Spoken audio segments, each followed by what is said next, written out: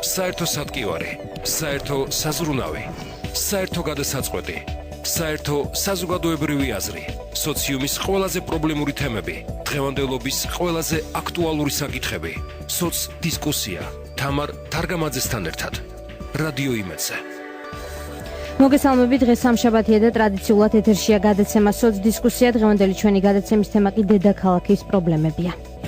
სოცდისკუსია, თამარ თარგამაძესთან ერთად. როგორ იხარჯება დედაქალაქის ბიუჯეტი და რამდენად ეფექტურად მუშაობს თბილისის მერია და საკრებულო? ამ და სხვა მნიშვნელოვან შეკითხვებს ჩვენი სტუმარი უპასუხებს. დღევანდელი გადაცემის სტუმარია საკრებულოს თავმჯდომარის მოადგილე ფრაქცია ქართული ოცნება დემოკრატიული საქართველოს წევრი ბატონი ჯაბა სამუშია. ჩვენი სტუდიის ტელეფონის ნომრები უცვლელია 292 11 99 292 11 88, ასევე შეგიძლიათ მოგწეროთ ჩვენი Facebook-ის გვერდზე. ჩვენი მისამართია სოცდისკუსია რადიო იმედი. მოგესალმებით ბატონო ჯაბა, პირველ რიგში დიდი მადლობა გადაცემაში მონაწილეობისთვის. და პირველი შეკითხვა მექნება ასეთი: თქვენ და თქვენს კოლეგებს საკრებულოში არაერთხელ გისაუბრიათ ბიუჯეტის არამიზნობრივ ხარჯვაზე. უფრო კონკრეტულად რომ უამბოთ ჩვენ მსმენელებს კიდევ ერთხელ, რა კუთხით იხარჯება დღეს დედაქალაქის მაცხოვრებლების თანხები? უპირველესად დიდი მადლობა მოწვევისათვის.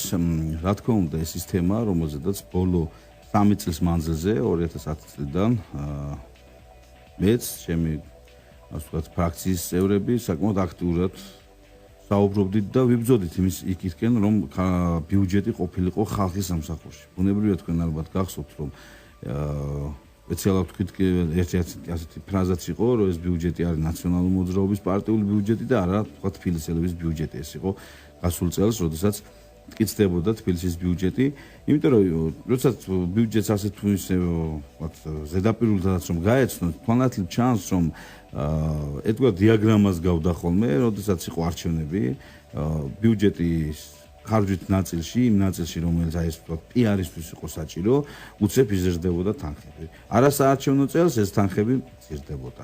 ასევე ძალიან საინტერესო იყო თქვათ ის, რომ პარტიული თვალსაზრისით იყენებდა ნაციონალური მოძრაობა, უამრავი პროგრამა არსებობდა, რომელიც ფაქტობრივად ნიშნავდა წყალში გადაყრილ ფულს, ვინაიდან რეალურად ეს იყო მხოლოდ ესეთ მოკლევადიანი გეგმებისთვის, არჩევნებისთვის გამოყოფილი თანხები, მათ შორის აგება თქვათ თბილისის კორპუსის თემა, ხო? თბილისის კორპუსის თემა, რომელიც აი პირდაღებული ამ გუშინ წინ რამდენიმე დღის წინ იყო ასეთი შემთხვევაც კიდევ, რომ თბილისის კორპუსის ამხანაგობების აი თავმჯდომარეებს თურმე ახლა ანტალიაში შეიძლება წაიყვანონ და ანტალიაში ჩაუტარონ სემინარი, 4-დღიანი სემინარი და იხარჯება ამისთვის 1.8 ხა. თქვენ უბრალოდ ხო წარმოგიდგენთ რამხელა თანხაზია საუბარი, როდესაც ჩვენ საუბრობთ 1.8 რამდენი საქმე შეიძლება ასე ვთქვათ გაკეთდეს აი ამ ფულით. ერთი რაიონი, მარტო ერთი კონკრეტული რაიონი ხარჯავდა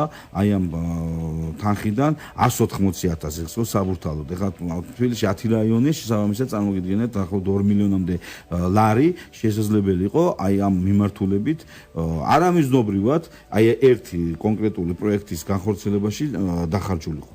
ამას სამწუხაროდ აი ეს მავნე ტრადიცია კიდე გრძელდება. ნაციონალური მოძრაობა კიდევ ეს თქვათ შემორჩენილი თბილისის მერიაში აი ამ პოლიტიკას აგრძელებს და პრემიებზეც არის გაბედული. მაგ საუბარი, რა თქმა უნდა, არის საუბარია პრემიები, აქ არის საუბარი ვიზიტები, აქ არის საუბარი აი თქვათ აი ამ ვიზიტებით ის დანახარჯები 2 დღის წინ გამოაქვეყნა ერთ-ერთმა გაზეთმა ამის შესახებ საკმაოდ ინფორმაცია ჩვენმა კოლეგებმა მოითხოვეს და მათაც ჰქონდათ ბრიფინგი ერთ-ერთი ფრაქციის ასე ვთქვათ წევრებს ჰქონდათ ამის შესახებ ბრიფინგი, სადაც გახდა საჯაროდ ყველა ის დანახარჯი, რომელიც აქამდე საკოლდაგულად იმალებოდა. პირდაპირ ვიტყვი, რომ იმალებოდა ეს ხარჯები, ვინ რამდენს ხარჯავს თურმე უცხოეთში ვიზიტებზე.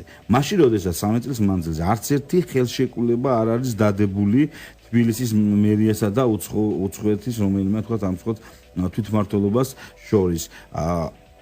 300,000-მდე თანხა არის დახარჯული ვიზიტებში და ძალიან წუხوار, როდესაც აი ამ ვიზიტების თითქმის 90% მთლიანად ნაციონალური მოძრაობის და მათი წევრების ვოიერს ხმარდება. მე სულ ძალიან მარტივ შეკითხვას. აი ეს თანხები რომ მოვახმაროთ იგივე ჯანდაცვის პროგრამებს, იგივე ოპერაციებს ადამიანებისას, რამდენი ადამიანის სიცოცხლის გადარჩენაა შესაძლებელი. ამიტომაც რომ ეს პროცესი ერთხელ და სამუდამ ნაციონალური მოძრაობის ვთქვათ მოშორებისა ქალაქიდან უნდა დავამთავროთ. არ შეიძლება ამ შემთხვევაში ამ პროცესის ძალიან გახანგრძლივება ბუნებრივია, ვინაიდან ეს ავტომატურად ნიშნავს იმას, რომ ბიუჯეტი და მთლიანობაში ხელისუფლება ჩადგება ხალხის სამსახურში და ეს ფული აღარ გადაიყრება.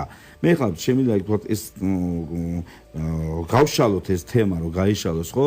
კიდე სხვა უამრავი ესეთი პროექტის და პროგრამის წარმოდგენა შეგვიძლია. იყო მაგალითად საკრებულოში საკითხი გამოვიდა არჩევნების შემდგომ თბილისში ოქტომბრის არჩევნების შემდგომ და მოიწადინეს რომ თბილისში უნდა დაენიშნათ თბილისში არსებობ ღია სტადიონებზე, რომელიც აი უბნებში არის ხოლმე კორპუსების შიგნით არის ეს მოედნები, აი ამ მოედნებზე უნდა დაენიშნათ მწვრთნელი სტადი.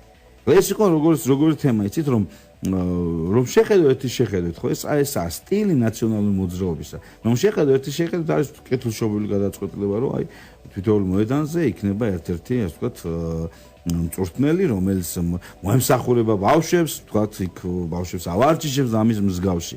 მაგრამ მეორეს მხრივ ჩვენ მივხვდით რაზეც იყო ამაში საქმე, იმიტომ რომ რომელი მწვრთნელები აქ იყო მათი ზონდერ ბრიგადების დაფინანსება უნდა და ქალაქის მერს ბატონო გულავაც ეს იყო პირდაპირ გათვლილი აქეთკენ, იმიტომ რომ რომელი მწვრთნელზეა საუბარი, მე მაშინ მარტივ შეკითხვა დავუსვა ამ პროექტის წარმოადგენს. კი ბატონო, თქვა ნიშნავთ მწვრთნელს, ის მწვრთნელი ღიაცის ქვეშ წვიმა იქნება თუნდაც ძე, ხო? ან მას რამე ინფრასტრუქტურა არაა საჭირო, სადაც შეიძლება შევიდეს, რაღაც თქვა გამოიცვალოს, მანქანაში ხوار გამოიცვლის. აი ეს არის სწორედ თემა, რომელსაც ახორციელებდნენ. იმაზე არ ფიქრობდნენ. მე თვითონვე მივხვდნენ იმდენად შიხში იყვნენ შესული, მაგრამ დანიშნო მართლა მწვრთნელი და მანქანაში ხوار დაიწევს ის გამოსვლას და ის იმდენად აი თქვა თეთრი ძაფით იყო ნაკერი ეს ყველაფერი, რომ თვითონვე მე უარი თქოს აი ამ მართლაც კლასიკურ სისულელეზე.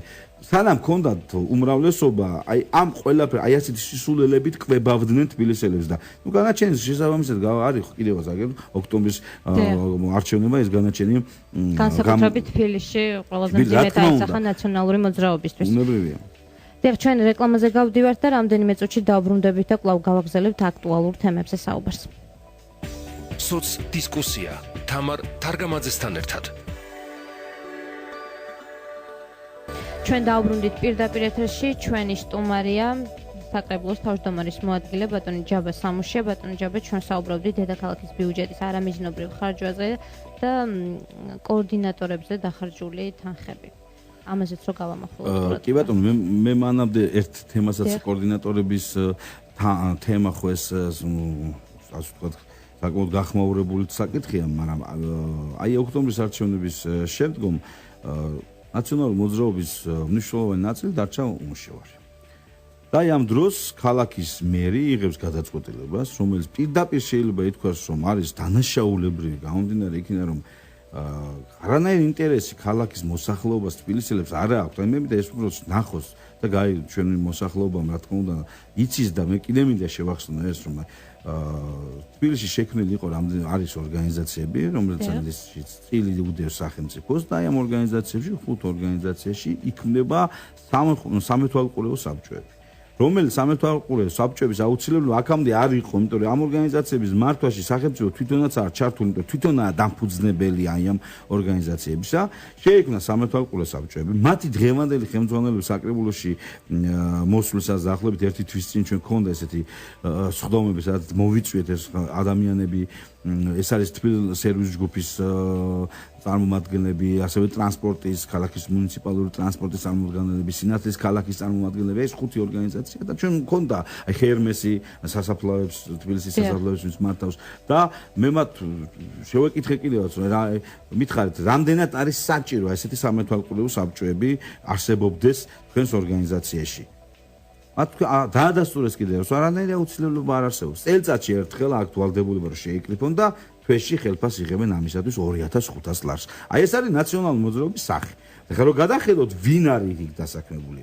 შეიძლება მარტივად არ უნდა მას დიდი ასე ვთქვათ ფიქრი ყველა ყოფილი პარლამენტის წევრი ან ყოფილი მინისტრის მოადგილე ან ასეთი მაღალ ჩინოსნები. ეს არის კიდევ ერთი მაგალითი, ნათელი მაგალითი თუ სად მიდის ქალაქის ბიუჯეტი. მთლიანობაში რომ დავიანგარიშოთ, ხო, დაახლოებით 3-დან 4 მილიონამ ლარამდე ქვეყნის ანუ შემთხვევაში ქალაქის ბიუჯეტი, ასევე წყალში ყრით იმ ადამიანების შესანახად, რომელთა შენახვის ვალდებულება არანაირად თბილისელებს არ აქვთ და ამ ფულით კიდე რა შეიძლება კაი გაკეთდეს ქალაქისათვის, ეს რა თქმა უნდა თითოეული ჩვენი მსმენელისთვის მიგვინდია, იმიტომ რომ ეს არ არის ისეთი ხელწამოსაკრავი თანხა 3-დან 4 მილიონი, თქვენ წარმოიდგინეთ რამდენი ადამიანის სიცოცხლე შეიძლება გადარჩეს, რამდენი ქუჩა შეიძლება კარგად შეკეთდეს, არა ისე როგორც ნაციონალები აკეთებდნენ ხოლმე ზედაპირულად, რამდენი შენობა ნაგებობა გამაგდეს, აი საბურთალოზე მაგალითად არის სწორედ ზუსტად 180-200.000 უნდა შენობას, რომელიც გამაგრება არის საჭირო, ის გადმოწეული დაახლოებით არის 20 სანტიმეტრით გადმოწეული შენობა შეიძლება დაინგრეს ეს ნაგებობა ორი კორპუსი ერთმანეთზეა მიტყობებული, ეს არის პეკინის ქუჩაზე, პეკინზე, ასე ვთქვათ, ამ შემთხვევაში გამსახურდიას გამზირზე მდებარეობს ეს შენობა და ჩვენ ახლა არჩევანი გვაქვს, ან ეს სახელი უნდა გავამაგროთ, ან თურმე ნაციონალური მოძრაობის აგიტატორები წავიყვანოთ ანტალიაში დასასვენებლად. 3 დღე. აი ხა ამ ორ არჩევანს შორის თვითონ თბილისის გადაწყვეტს. ერთი არის ნაციონალური მოძრაობის არჩევანი, რომ ანტალიაში უნდა დაასვენოს თავის აგიტატორები და მეორე არის ამ შემთხვევაში ჩვენი არჩევანი, ჩვენ გვინდა რომ ეს კორპუსი გამაგრდეს და ეს თანხა უნდა იყოს მიმართული სწორედ აქეთკენ და არა ამ შემთხვევაში ნაცმოძრაობის ყოფილი დეპუტატების შესანახად და სხვა. 2500 ლარი თქვენ წარმოგიდგენთ რამდენი პედაგოგი ნატურულობს აი ამ თანხას და ვიღაცა ყოფილი პარლამენტარები არაფრისათვის იმისათვის რომ იყვნენ რომ თავის დროზე ნაცმოძრაობის წევრები და იმ ბევრ სიბინძურეში შეიძლება თქვა პირდაპირ არ მონაწილეობდნენ მაგრამ გარკვეულად იქ ყოფნით ამაგრებდნენ ამ სიბინძურეს აი ეს ადამიანები დღეს მშვენივრად კომფორტულად გრძნობენ თავს და სახელმწიფოსგან თბილისის ბიუჯეტისგან იღებენ ამ თანხებს. დიახ ბატონო ჯევა თქვენ ხშირად ხვდებით მოსახლეობას და ძირითადად რომ გითხრათ რა პრობლემებზე საუბრობენ ისინი? Cidras მოსახლეობის პრობლემა რა თქმა უნდა, კონკრეტული ერთი თემა არ ამოდის, ეს არის უამრავი ესეთი თემა, მაგრამ მე მაინც ყოფით თემებიდან გამოვალ, უფრო ისეთ თემებს შევეხები, რომელიც თბილისელებს აწუხებთ. რა თქმა უნდა, ეს არის ავარიული სახლების თემა. ეს არის თემა, რომელიც თბილისს აწუხებს, განსაკუთრებით თბილისის ცენტრალურ უბნებს აწუხებს. და არა მარტო ცენტრალურ, თუნდაც მათ შორის თქვათ ისეთ უბნებს, რომელიც გარეუბნებშია, იქაც არის თქვათ კორპუსები უკვე მეტნაკლებად ავარიული მდგომარეობაში, ან არა და ყოველ შემთხვევაში რაღაცა პერიოდის შემდგომ ამ კორპუსებს საცხოვრის რაღაც ის გარკვეული ვადა უკვე გაზდის, რაც თქვათ შესაძლებელია, რომ ამ კორპუსებს ეარსება და იქ ადამიანებს ეცხოვრა. ამიტომაც არის საჭირო სასწრაფოდ მთლიანად აი ამ გეგმის შემუშავება. რომ რამენერად ეს სისტემა ასე ვთქვათ შეიცვალოს. მეორე ეს არის რა თქმა უნდა გარე სახე თბილისის და ეს პრობლემაა, მაგრამ რა თქმა უნდა ხა მოსახლეობასთან შეხვედრისას ბუნებრივი ეს თემას წარმოიშობა ხოლმე. ესა მაგალითად იგივე თუნდაც ხმაურის პრობლემა. შეიძლება იფიქროს ადამიანმა, რომ ეს პრობლემა არ აწუხებს. არის ცენტრალურ უბნებში, მაგალითად ის არის კაფე-ბარების მთელი სისტემა. იქ ძალიან მნიშვნელოვანი ადამიანები, აი მაგალითად გუშინ იყო ქალბატონი მოსული, სახში ვერ ცხოვრობს ფიზიკურად იმის გამო, რომ მის ქვედა სარდაფში, იმ სახლის სარდაფში აქვს გახსნილი ვიღაცას კაფე-ბარი და აი მუსიკით, აი ამ ვიბრაციით ადამიანები ფსიქოლოგიურ ზეგავლენას განიცდიან. რა თქმა უნდა, ხა მე გლობალური თემები, რომელიც თბილისს ცდება და საერთო ქვეყნის პრობლემაა, დასაქმების პრობლემაა, ბუნებრივად ამას მე არ შევეხები, ეს ყველასთვის ცნობილია. ბუნებრივად მე ვამბობ, აი ის რაც მუნიციპალ ამ შემთხვევაში ადგილობრივი თვითმმართველობის კომპეტენციას განეკუთვნება, თორე ხა ბუნებრივად ეს თემები საკმაოდ ისეთია. მაგრამ აი ბოლო პერიოდში მეტნაკლებად სახელმწიფო პროგრამების მეშვეობითაც და ამ მიმართულებით შეიძლება ქალაქი უფრო მკვეთრად იყოს ჩართული ეს ჯანდაცვის პროგრამა. მე მაგალითად მომხრე ვარ და მიმაჩნია რომ თბილისში უნდა იქნეს შემოღებული გარკვეული ვალდებულებაც კი, იმიტომ რომ ეს მენტალური რაც უნდა შეიცვალოს ქართული ადამიანის დამოკიდებულება, აი სწორედ აი ამ საკითხის მიმართ იქნეს ვალდებულება, რომ წელიწადში ერთხელ ნებისმიერმა საქართველოს მოქალაქემ იღოს ვალდებულება მოახდინოს თქვათ პრევენცია და მივიდეს და თქვათ რაღაც ანალიზები აიღოს და ამ შემთხვევაში ჩააბაროს ანალიზები და იქიდან დამოკვლევა ჩაიტაროს. ეს უნდა იყოს ვალდებულება. მე ვფიქრობ, რომ აი ამაზე დახარჯული ფული გაცილებით უფრო გაიაფებს იღებს ზოგადად დანახართ სახელმწიფოს მხრიდან, ვინაიდან თქვენ კარგად იცით, ნებისმიერი ავადმყოფობა დასაწყის ეტაპზე ყოველთვის არის ასე ვთქვათ გარკვეულებადი. ამიტომაც ეს ვალდებულება მე ვფიქრობ, რომ აი როგორც კი თბილისში რეალურად პოლიტიკური რეალობა შეიცვლება, აი ეს თანხები, რომელიც თანხები ნაციონალურ მოძრაობის ჯიბეებში მიდის, ეს თანხები რომ წამოვიდე და ჩვენ აი ამ ეს ვალდებულება თბილისელებს შაუდოთ და ეს იყოს ერთ-ერთი მთავარი წელიწადში ერთხელ მაინც უმცირე. ყველა ადამიანი და მიდიოდეს და შინ თავისას ვთქვათ ჯანმრთელობას უნდა ხარჯებს გარკვეულ თანხას, მე ვფიქრობ ეს იქნება ყველაზე მნიშვნელოვანი და აი ახლა ეს ბოლო პერიოდში იგივე საყოველთაო დაზღვევა, აი ამის საწინდარია. ეს ვალდებულებები უკვე საწინდარია და ამ თვალსაზრისით ის რაც არასდროს არ გაკეთებულა ახალი ხელისუფლების პირობებში ნამდვილად გაკეთდა თუმცა ნაციონალური მოძრაობის წევრები ამბობდნენ რომ მათი ხუთლარიანი დაზღვევა ბევრად უფრო დიდ პაკეტს მოიცავდა ვიდრე ახლანდელი მთავრობის შემოთავაზება. მოდი თქვათ ასეთი რამ რომ ის რაც არის მაგალითად ბოლო პერიოდში რაც ხდება ახლა თქვათ ამ შემთხვევაში პირველი ივლისიდან რაც არის ახალი პაკეტი ახალ ანუ მეორე ეტაპის ამოქმედება ეს არა თუ ხუთლარიანში არ იჯდა ეს ელემენტარულად ზოგიერთ სადაზღვო კომპანიებსაც კი არ კერძო კომპანიებსაც კი არ ქონდათ ჩადებული. იმდენად ფართო პაკეტთან გვაქვს ჩვენ საქმე. ეს ერთი მხარეა. მეორეც არის რომ ეს არის ძალიან მარტივი ასარჩევი რა. არის არჩევი მოსახლეობის მხრიდან და მოსახლეობას ჩვენივით ახსოვს. 1 ოქტომბრამდე დაზღვევა იყო 5 ლარიანი და რას ასე ვთქვათ აფინანსებდნენ და შემდგომ მე ისევ სახელმწიფოს უჯდებოდა დამატებითი თანხების გაღება ამისათვის. იმიტომ რომ ელემენტარულად წამლებს და ისიც შეჩევით გარკვეულ წამლებს აფინანსებდა და დანარჩენსაც არ აფინანსებდა ეს 5 ლარიანი პაკეტი და ეხლანდელი პაკეტთან შედარებით სადაც ხო გიგონებთ უკვე ონკოლოგიური დაავადებები შედის მშობიარობა გახდა უფასო და აგე პირველი ივლისიდან უკვე ეს პროექტიც ამუშავდება რა ძალიან მნიშვნელოვანია დემოგრაფიული ზრდისთვის ბუნებრივია ეხლა ეს და კიდევ უფრო მრავალი თემა რა თქმა უნდა ჯანდაცვის საკითხი მიმართებაში უკვე ქალაქის პოლიტიკას მეტნაკლებად შეღავაც მისცემს ბუნებრივია. რა უნდა ვიფიქროთ საწავე ეს თანხები. ამიტომ სასწრაფოდ ეს თანხები შესაძლებელია ჩვენ გაუშვათ უკვე იმ მიმართულებით რაც კიდევ უფრო გაძლიერებს ჩვენი მოსახლეობის ჯანდაცვის დაცვას მუნიციპალური პოლიკლინიკების ანუ პირველადი ჯანდაცვის პროექტის ამუშავებას ამას დამატებული რა თქმა უნდა მუნიციპალური საავადმყოფოების შექმნას თანამედროვე ტექნოლოგიებით ეს არის მთელ სოფლიოში არსებობს ამის გამოცდილება ჩვენ ახალ ველოსიპედს არ გამოვიგონებთ და ეს უნდა წავიდეს იქითკენ რომ რაც შეიძლება თანამედროვე გავხადოთ ჯანდაცვა ქალაქში და ბუნებრივად ეს უნდა იყოს აი ხელმისაწვდომი თვითონ თბილისელისთვის. დიახ, ჩვენ მსმენელი გვყავს ხაზზე, მოგესალმებით, თქვენ პირდაპირ ეთერში ხართ. მოგესალმებით. გამარჯობათ, მოგესალმებით. უდავოა თქვენ ხალხისათვის კარგი გინდათ, მაგრამ მაინტერესებს თუ რაიმე მნიშვნელოვანი და სასიკეთო შეგისრულებიათ ხალხისათვის. დიახ, მადლობა შეკითხვისთვის. აქამდე თუ გქონდათ საშუალება რომ დედაქალაქის მაცხოვრებლებისთვის რაიმე ინიციატივა გაგიტანოთ საკრებულოში დამტკიცებულიყო რაიმე სიახლე.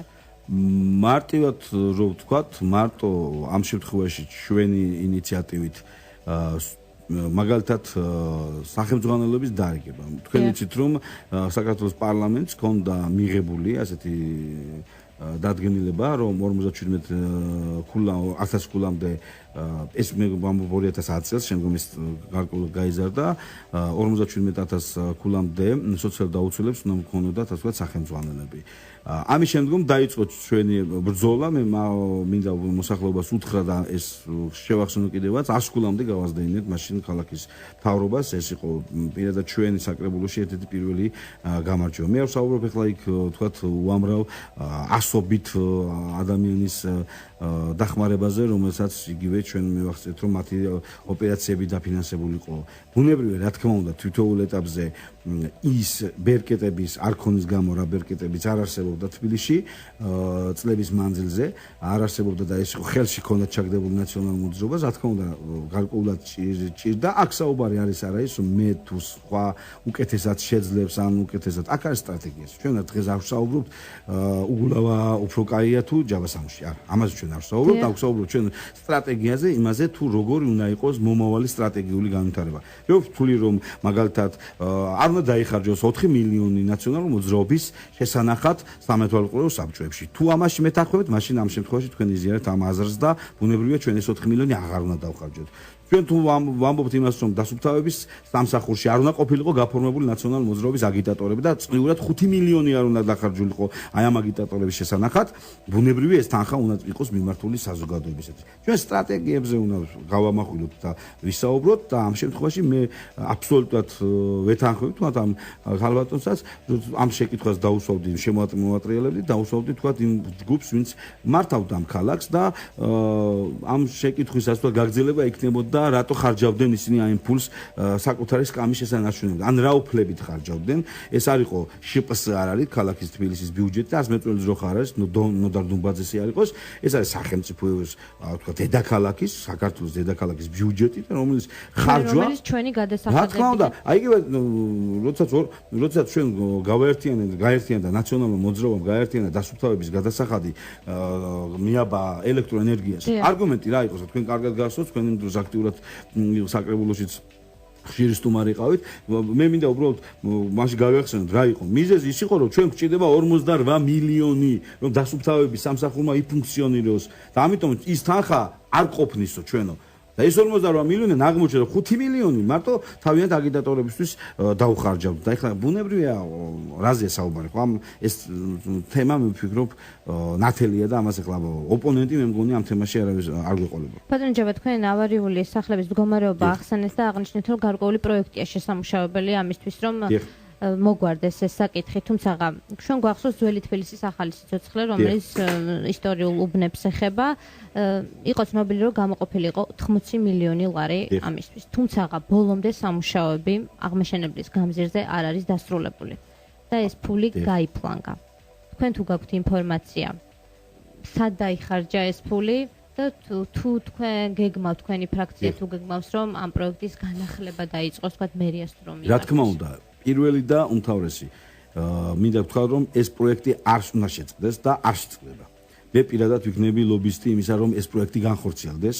ანუ მე მხედველობაში მაქვს არა ეს პროექტი, რაც ქონდა თავის დროზე მერიას, არამედ ახალი პროექტი, რომელიც იქნება გაცილებით უფრო ფუნდამენტალური და არა ისეთი, როგორც ამ შემთხვევაში ზედაპირული, როგორც ქონდა ნაცმოძრაობას. ახლა რატო გულისხმობ ამას? თქვენ კარგად იცით, რაც ხდებოდა მარჯანიშვილზე, ამ შემთხვევაში აღმაშენებლის გამზირზე.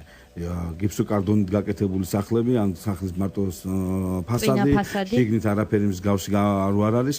მე ვფიქრობ, რომ ეს არის დანაშაული. ჩვენ უნდა დავიწყოთ ფუნდამენტიდან და ამ ყველაფრის ასე ვთქვათ, აგება, აშენება.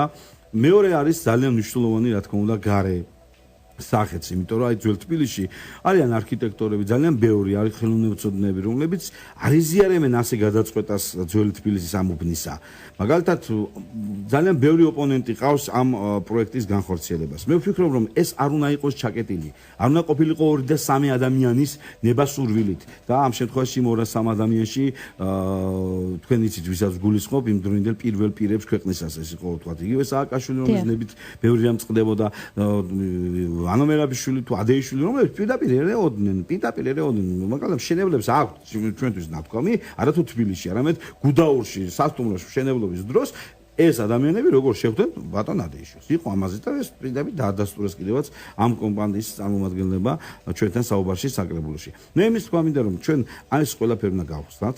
ბუნებრივია ეს თანხები უნდა დაიხარჯოს. ძველ თბილისს ჭირდება რეაბილიტაცია და რა თქმა უნდა ის უნდა იყოს თლიანად მორგებული იქითკენ, რომ ტურისტების განვითარებისათვისაც, იმიტომ რომ არ გვინდა გვაქვს იმის შანსიც ისტორიული შანსი, რომ აი ის სიძველე, თქვა, ყოველ შემთხვევაში მე-4 საუკუნიდან მაინც წარმოსული სიძველე საზოგადოებას ვანახოთ, ევროპელებს ვანახოთ. ეს არ არის შემთხვევით, იმიტომ რომ ევროპული ქალაქები, სადაც ძალიან დიდია ტურისტების ასე ვთქვათ ნაკადი, იქ ძირითადად არის მაინც შუა საუკუნეებრივი, მაინც მე-13-მე-14 საუკუნეების ქალაქები, მაგრამ ეს შენ გააქვს ამის შანსი, რომ ეს ჩვენ მათ ვანახოთ. მაგრამ რა თქმა უნდა, არა ისე, როგორც ბევრ შემთხვევაში კეთდებოდა ხოლმე რესტავრირების დროს, როდესაც იერსახე მთლიანად ირღვეოდა ხოლმე. მე კიდევ ერთხელ ვამბობ, რა თქმა უნდა ეს უნდა გადაწყდეს, ამას კომპლექსური მიდგომა სხვა მხრივად სჭირდება. ის სამშენებლო კომპანიები, რომლებიც ჩაერთვებიან მშენებლობაში, უნებრივია მათ უნდა კონდეთ უპირატესობა და სახელმწიფო მხარდაჭერა, ანუ მათ უნდა კონდეთ დაინტერესება, რომ წავიდნენ შედარებით მოკლე მომგებიან პროექტებზე, იმიტომ რომ თქვენ კარგად იცით, რომ ქალაქის შიდა ნაწილში ვერანაირ შემთხვევაში ვერ განხორციელდება მაღალ სართულიანი სახლების მშენებლობა. ესეც უნდა იყოს სალსახად, აი ვთქვათ, დაკანონებული, რომ არ შეიძლება რაღაცა ვთქვათ სართულების ზონა დაიდება. ტენდერიც უნდა იყოს გამჭვირვალე. რა თქმა უნდა, ესეც იცით რა, ტენდერამდე თვითონ დოკუმენტაციაა. თვითონ ტენდერი და მერე უკვე რა თქმა უნდა ეს თანხები, ფულის მოზიდვა სახელმწიფოს ინტერესში მდგომარეობს და არავის არ ეგონოს ეს არ წამკებიანი საქმე. თვითონ სახელმწიფოსაც შეუძლია ნორმალური მენეჯმენტის შემთხვევაში ძალიან კარგი პირობები მიიღოს.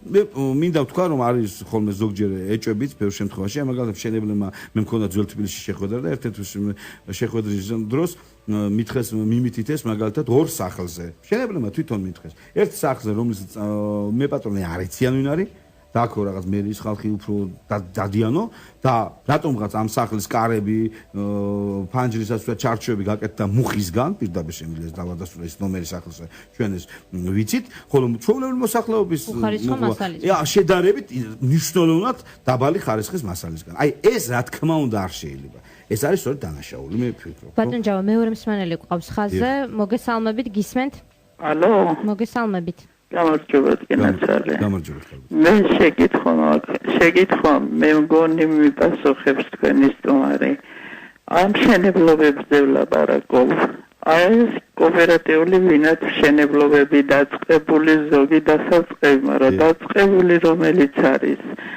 რა მომავალი ექნება და ან კიდე იმ მშენებლობებს რომლებსაც აიღეს ვიღაც მშენებლებმა ტერიტორია სახლებიც და ვერ იწყებენ და აღებული აქვთ იქნება თუ არა ეს მშენებლობები ან კოოპერატიულის ან ეს მეორე კიდე შეიძლება გარკვევით ვერ ვლაპარაკობ დიდი მადლობა შეკითხვისთვის ბატონ ჯაბა თუ შეიძლება კოოპერატივებსაც შეეხება ეს ძალიან საინტერესო თემაა და ეს არის შეიძლება ითქვას რომ თბილისელებს საკმაოდ აწუხებთ ვინაიდან მოსახლეობის რაღაცა ნაწილი ყოველ შემთხვევისათვის დღეს ახლა ეს 90-იან წლებში შეტანილი ფულია და ეს ოჯახები გაიზარდა ღვთისმსხალობით გამრავლდა და დღეს დაახლოებით დავიანგაჟოთ 40,000 კაცია ვინც დაინტერესებულია ამ კოოპერატიული ბინამშენებლობების დამთავრებით თუ მეტი არა კიდევ ბუნებრივი არის რამდენიმე სახლი, რამდენიმე მაღალ სართულიანი კორპუსი, რომელიც დაწყებულია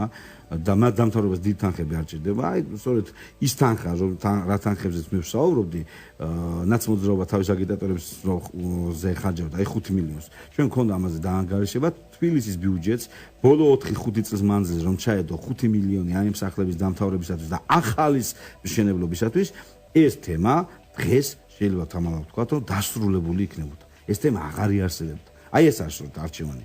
და ბუნებრივია ეს აუცილებლად უნდა წავიდეს, აი დიღომში არის მთელი კომპლექსია დასამთავრებელი, ამ გარკვეული თქვათ სადაც ჩემი ანგარიშით, რომელიც იქ მშენებლებმა ერთ-ერთი დააზარალებული მშენებელი იყო და მან მითხრა დაახლოებით საჭიროა 1,5 მილიონი ლარი და თითქმის აი ამ 120-150 ოჯახის პრობლემა მთლიანად იხსნება. არა და ამ ადამიანებს კანონიერი მოთხოვნა აქვს თავის დროზე საკუთარი ფული შეიტანეს სახელმწიფოს მისცეს უთხრეს რომ სახელმწიფო ვალდებულება აიღო რომ მე უნდა დავამთავრო თქვენთვის შენობა ნაგებობა კორპუსი და სახელმწიფო ეს ვალდებულება არ შეასრულა. ბუნებრივია კანონიერი მოთხოვნა და ისინი ითხოვენ რომ ეს ვალდებულება სახელმწიფომ შეასრულოს. მეორეს მხრივ პირველად მინდა გითხრათ პირველად ბოლო აი წლების მანძილზე ფინანსთა სამინისტროში შეიქმნა კომისია, რომელიც კომისიაც მუშაობს უკვე იმ ფორმებზე, რა ფორმით მოხდება ამ ვალის გასტუმრება და რა თქმა უნდა, ესეც არის უკვე წინ გადადგმული ნაბიჯი და შეიძლება თამამად გითხრათ, რომ აი ამ რეალობამ ეს პრობლემა მეტნაკლებად დასძრა და რა თქმა უნდა, ეს პრობლემა დღეს თუ ხვალ უნდა დასრულდეს. დიდი მადლობა ბატონ ჯაბა სამწუხაროდ ჩვენი დრო ამოიწურა. დიდი მადლობა თქვენ მოწვევისათვის. ასეთი იყო დღევანდელი სოცდისკუსია, მე წარმატებებს გისურვებთ თქვენი გეგმების განხორციელებაში დროებით. ნახვამდის. საერთო სატკივარი, საერთო საზრუნავი, საერთო გადასაწყვეტი, საერთო საზოგადოებრივი აზრი, სოციუმის ყველაზე პრობლემური თემები, დღევანდელობის ყველაზე აქტუალური საკითხები, სოცდისკუსია თამარ თარგამაძესთან ერთად. რადიო იმედზე.